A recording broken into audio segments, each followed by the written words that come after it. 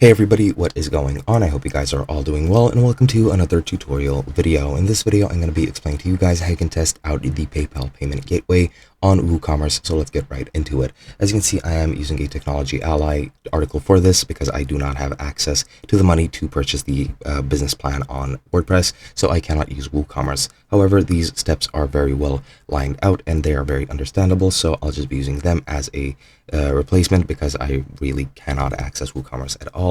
I really do hope you guys don't mind, but without further ado, let's get right into it. Now, what you need to do is first set up the test mode, and to enable the test mode, you just need to access your dashboard, go into the settings, then go into the payments tab and enable the test mode. For each payment gateway, you just need to find the option to enable test mode and activate it, and then you just need to test the different gateways. So for PayPal, you just need to go into the sandbox mode by going WooCommerce, settings, payments, PayPal, and enable PayPal sandbox. Once you're done with that, you just need to use your sandbox credentials by entering the PayPal sandbox API credentials, and then you just need to simulate transactions, and that should be pretty much it. Now, the PayPal sandbox is what you need to actually test this out. The test payment gateway is just not enough in this case. However, it should be very easy for you to use the sandbox mode.